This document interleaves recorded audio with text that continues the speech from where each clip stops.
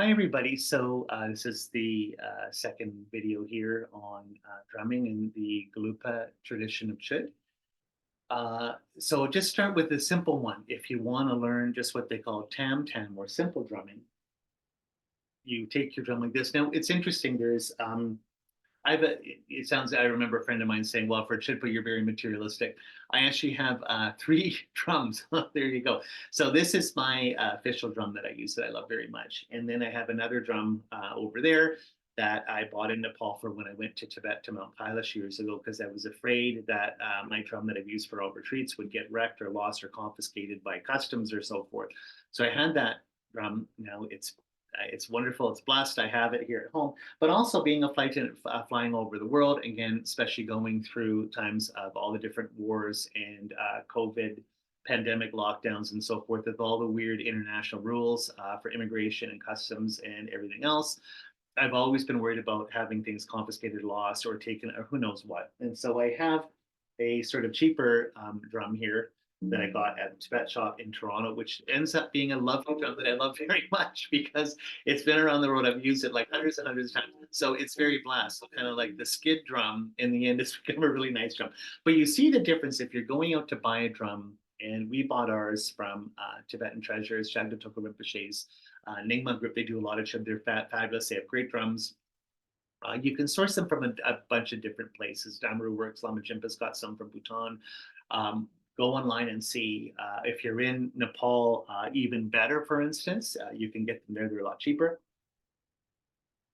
You can see, but generally in the past, the Nepali drums have been nicer. It was, I think, called it like a Nepali rosewood. Like this one's from 2000, I think, or 2001. The wood's very hard, but it's very light. And so the benefit of this is that it doesn't wear your arm out when you're drumming. If you're doing, let's say, in the Dakini, should say the Gelugpa Dakini lineage of Chod, and you're doing the long black Dakini or Trauma and Agmo practice, that sadhana is like about 3 hours long. So, you get really tired singing and drumming. So if you have a very big, heavy drum, it hurts your shoulder. Like unless you're like some physical athletic guy or a woman, I'm not like that either one. So I'm not a very whatever mold man. So I need something nice and light that I don't sort of wear out my arm. And so these Nepali ones are nice. They're also nice because they're quite narrow, so they're easier to hold.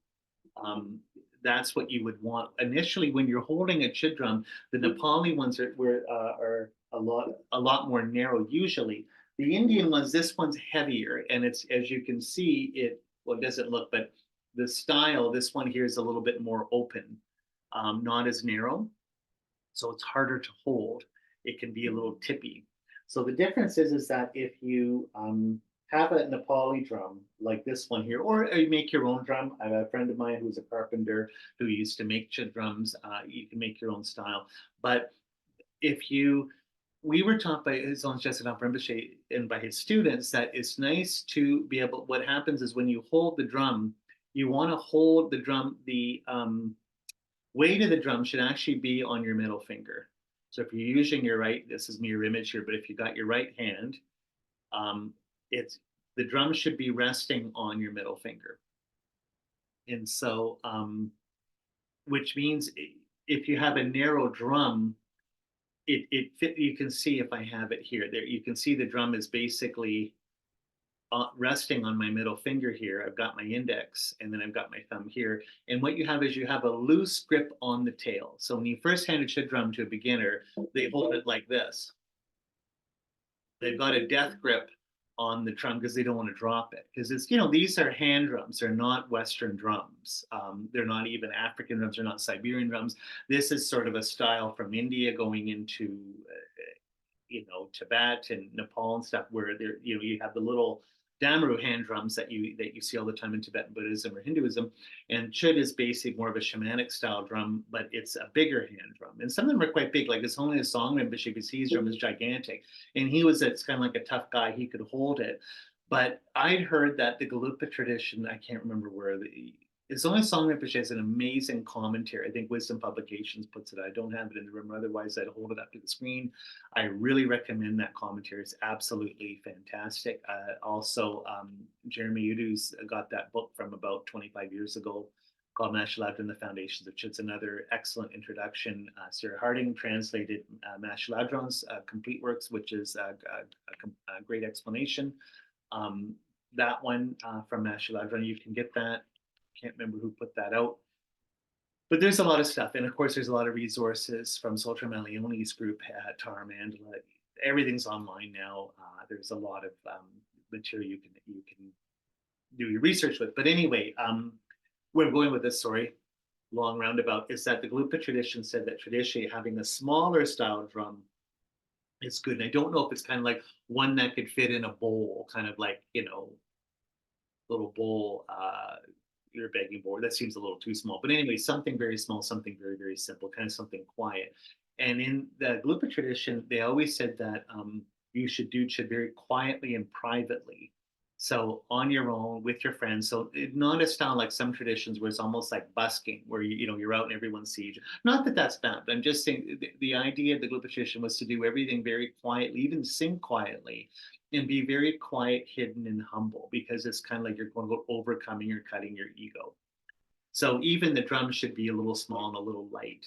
So if you hold it, the idea is that how we were taught is you want to have a looser grip on the tail. So the drum is resting on your middle finger, and then you can either use what most people do is where you twist your wrist. 1, 2, 1, 2, 1, 2, 1, 2. Now, the only thing with that is, of course, it hurts your wrist after a long time. So I know, for instance, my teacher, Eminent Sasa Rinpoche, we drum like this when we do Chod together. So this is using your wrist. And sometimes he said it's okay that you put your hand under your arm to hold it if your shoulder and your arm's getting tired. Let's say you drum for a long time.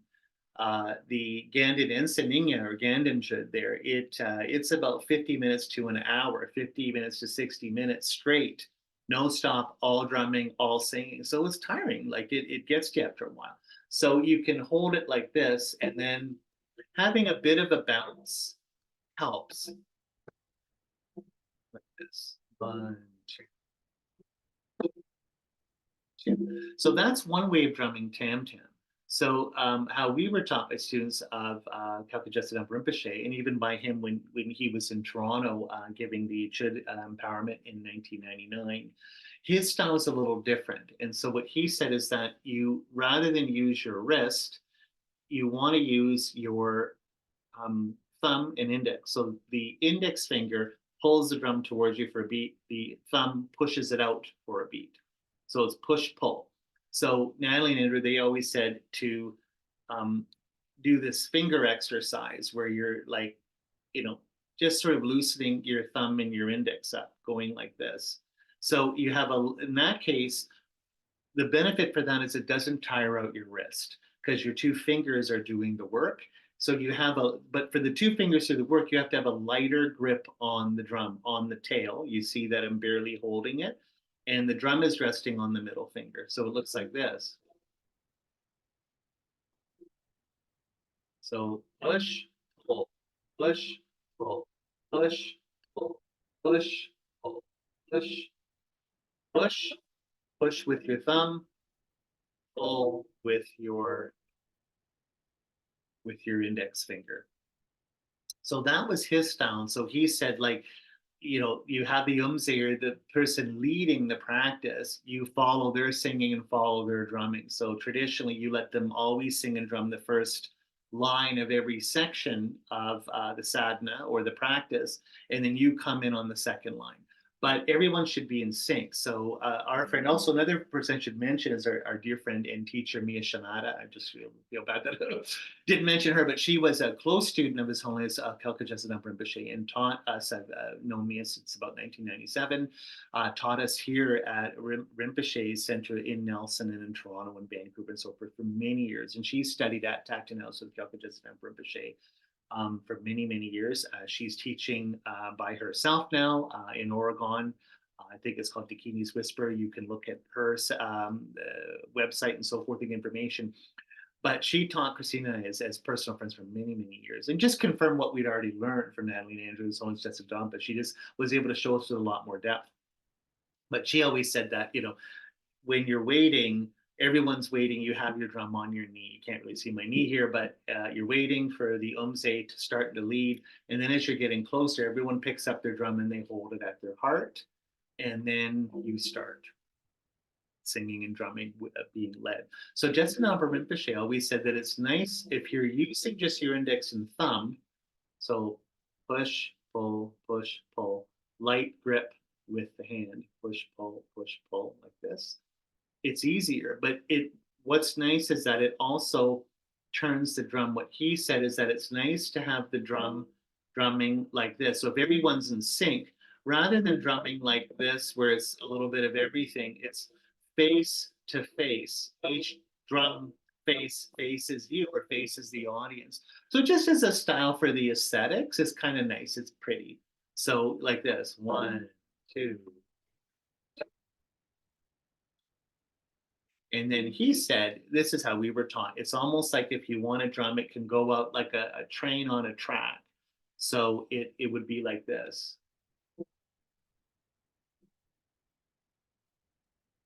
So you have a bit of a sway and try and have it where both sides face you and the audience. Not as good as I used to be here, but so it's almost like, see, it's just like a train going out like this. This is just aesthetics. Like again, if you can't do it or don't want to do it, no big deal. But it's kind of like the drum is coming and going like this for Tam-Tam. So what he said is that when you're going out, sometimes when you push up with your thumb, only one of the beaters will hit the drum skin. So but he said it didn't matter. So like a lot of times that last beat might be a half beat or not so audible, but that in the end it doesn't matter. And then the other thing is that he always said just enough Rinpoche. The same with Zaza Rinpoche, used to drum slow. So like this, Tam-Tam, call monastery drumming.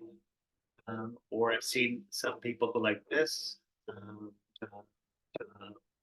or this. But to try and slow it down. So it's very meditative and trance-like. Slow, slow, slow. Like you're going into trance.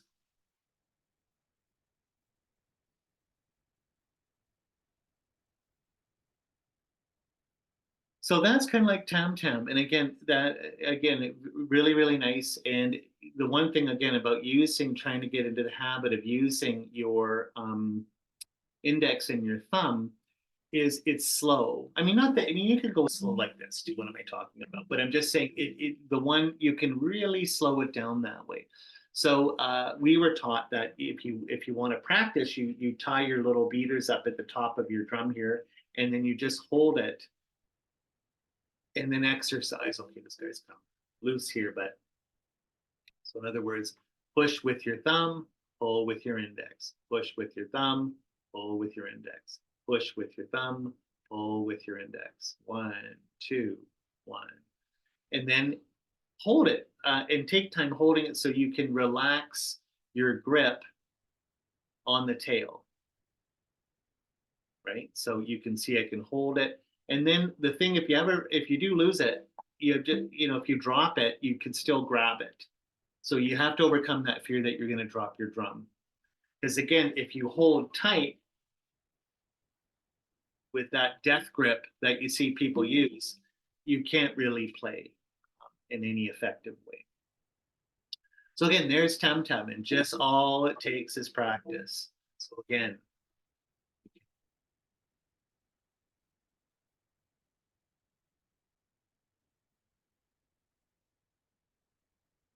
okay, there we go. That's for the Tam-Tam instruction.